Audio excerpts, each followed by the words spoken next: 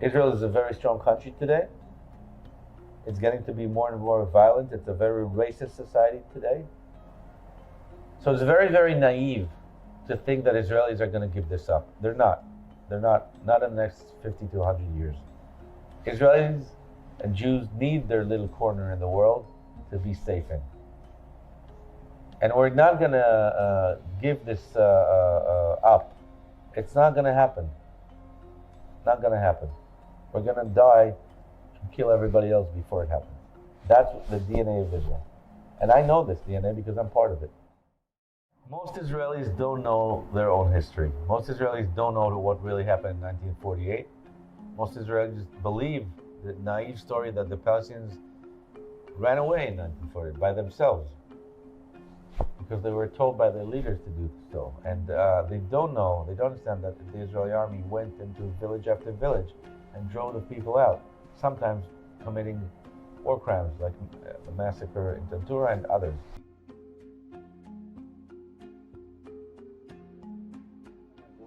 איזה 270-80 אני קברתי אותם. לא היה ולא. My name is Alon Schwarz. I'm a filmmaker from Israel.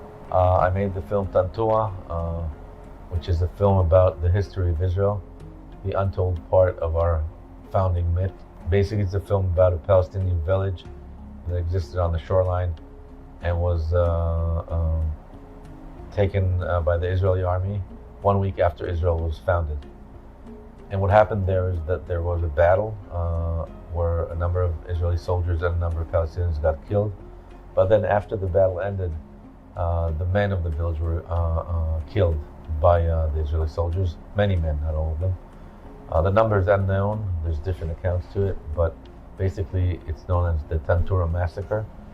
It was brought to light by a person by the name of Teddy Katz, an Israeli, who did his thesis on this in the University of Haifa, but then he was sued by the soldiers of that unit. It's called the Alexandroni Brigade, and basically they forced him to write an apology letter, and then he was thrown out of the university, and he was considered a liar and a person that made this up in Israel. 23 years later, I got his tapes, I got access to his audio recordings, I listened to them.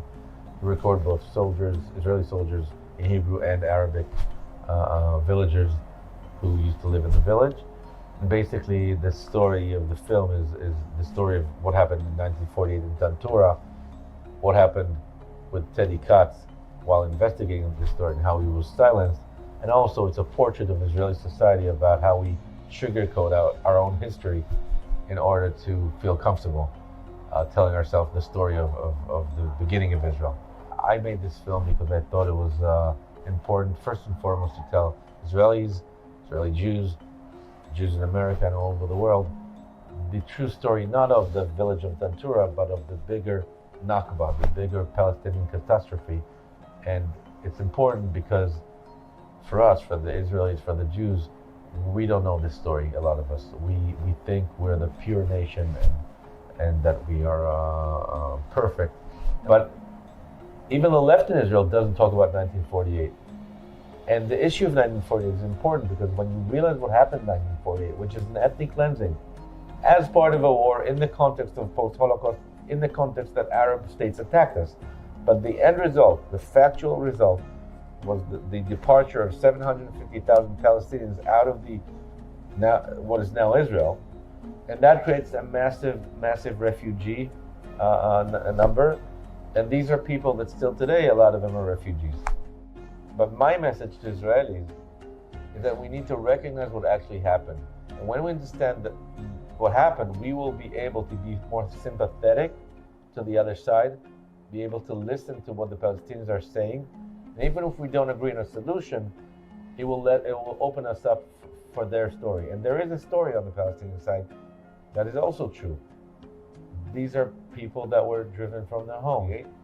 Most Israelis believe the naive story that the Palestinians ran away in 1948 by themselves because they were told by their leaders to do so. And they don't understand that the Israeli army went into village after village and drove the people out, sometimes committing war crimes like the massacre in Tantura and others. So Israeli Zionism is the core. It's something good. It's what brought us back from a nation that was put on trains and in gas chambers to a nation that can live safely in a spot of its own in the world. This is Zionism for Israelis. For Palestinians, Zionism is a terrible world. It's the people who threw them out of their land. So it's very nice to ask, why don't you want the Palestinians back? We don't want them back because it threatens our lives. That's how we see it. Now, that doesn't mean we need to occupy and have apartheid and for decades have military rule over another people. There needs to be a solution where there's two entities. And what scares Israelis in the right of return is that it threatens the very basic existence of us in our own state. Israel is never going to make peace with the Palestinians without outside help and maybe pressure to guide it to the right place. Israel is a very strong country today. It's getting to be more and more violent. It's a very racist society today. So it's very, very naive to think that Israelis are going to give this up. They're not. Not in the next 50 to 100 years. Israelis and Jews need their little corner in the world to be safe in. And we're not going to give this up. It's not going to happen. Not going to happen.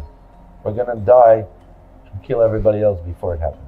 That's the DNA of Israel. And I know this DNA because I'm part of it.